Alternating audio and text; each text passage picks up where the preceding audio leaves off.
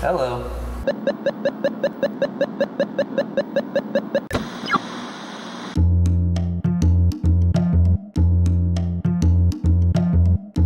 So Kyle, tell me how you got interested in coffee. It's sort of not that romantic of a story. As a kid, I didn't exactly flourish in high school.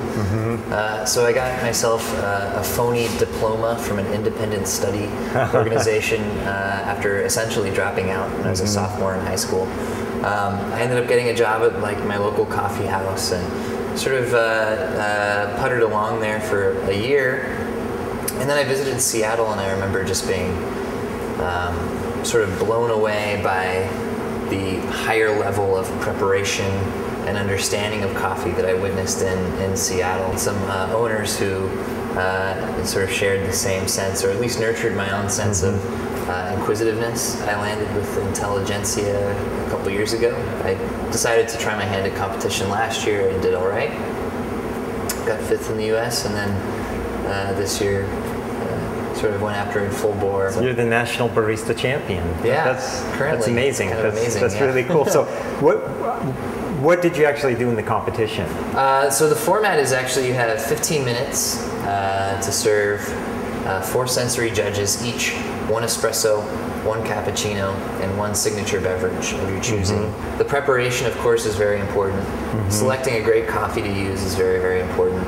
But a lot of it is in the nuance of how you set up judges' expectations for what they're going to taste and then deliver on the promise. The next level is to go to the World Championship. Yeah. And how many other people will be competing? How many other baristas will be in that? I've heard that there's a little over 50, and you know, you've got a barista from Zambia, a barista from the UK. Actually, the Irish champion is a good friend of mine, and we've been sort of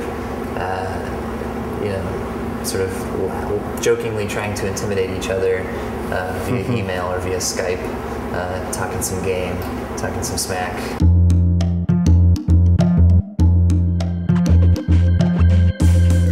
So here's my machine over here. Excellent. And on the bulletin boards, people were talking about how, as an entry-level machine, it's okay. But before we make any coffee, though, we have to take a preliminary step. Okay. So we got to scrub this little guy out. Okay. So I'll show you how to do that. I have these little Scotch Brites. Coffee oils go rancid when they adhere to the metal and dry like that. We're going to rinse it under a bit of hot water, and then scrub off and remove all of these coffee oils. So this is the burr grinder that I bought, and I think it was like $80 or something. Yeah. I put it right between fine and extra fine. It seems for me like it's the best.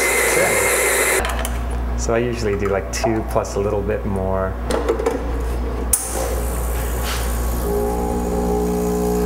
That one is going to be over extracted. Too much. It You was can on too smell it. long. If your coffee smells like burnt wheat at all, Yeah. then you know you've over extracted it. An espresso becomes over extracted when you have too much contact time between the water and the coffee. Okay. We're gonna do a couple of tricks to keep the water temperature consistent. Before we insert the portafilter with the coffee, we're going to run a certain amount of water through the group. What's the group? This is the group. Okay. Right here. So if water that's coming out of the group head is hissing, we know it's at 212 degrees Fahrenheit. With the boiling water as our point of reference, we can actually run water through, and once it stops boiling, we can start to count 1 1000, 2 1000, 3 1000, 4 1000, and that way we'll have a point of reference, and we've actually brought the temperature down to usually around 200 degrees, which is much more optimal for brewing espresso. So let's see if it's actually at a boil. Yes. Okay, it is. That's a sign that it's at a boil. Okay. So I'm just gonna go another notch coarser. That looks good. Agitating the coffee in here will help release clumps and static charge. So now I'm just gonna make a slightly more concave puck. Okay. So that's my way of making sure that I have less coffee.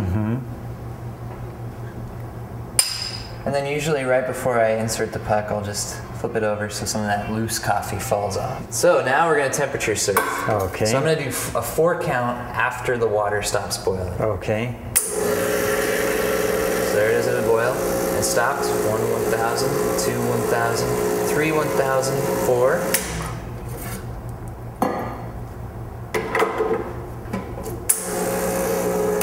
Now we start my shot right away. All right. That's looking good, right? Yeah, now we're definitely in business.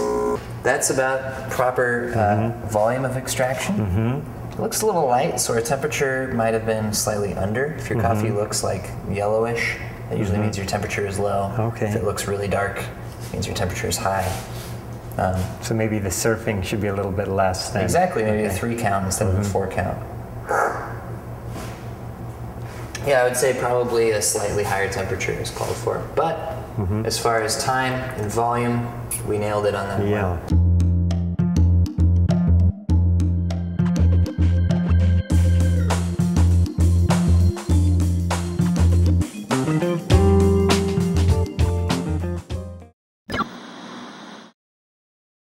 So this is becoming one of my favorite ways to make coffee. This is called a vacuum pot. I would say right now it's like the ultimate nerd's way to make coffee.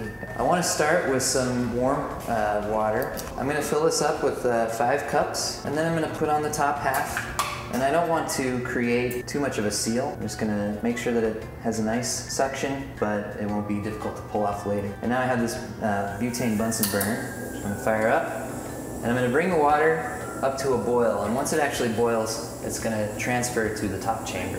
So this is a Polder meat thermometer. You can get these for 20 bucks online. So I'm actually going to measure the water temperature, and when all the water enters that top cylinder, I can stabilize it by adjusting the flame on the burner. Between 198 and 202 is certainly an acceptable range for this device. So now I'm going to throw my ground coffee in, and I'm going to start my time as soon as the water goes in. I'm going to do a 45-second contact time. And I'm going to immediately stir, agitate the coffee. And when this actually hits 45 seconds, I'm going to remove the heat, give it another really quick stir, and then allow for it to all drop to the bottom cylinder. And then to speed up the vacuum, I can throw a cold towel on the bottom here. This is the most difficult way to make coffee at home. But it's also the most rewarding if you nail it, because you get really clean, very sweet, very nuanced, very good. Is this an old process? Has this been around for a long time? Yeah, it was invented by the Germans, I guess, and the Japanese are obsessed with it. How much does a setup like this cost? I think they're like 70 bucks. It's not too well bad. worth it, I think. I always recommend letting the coffee sort of cool before you taste. If your tongue registers it as being hot, then that means all your tongue is actually registering as hot.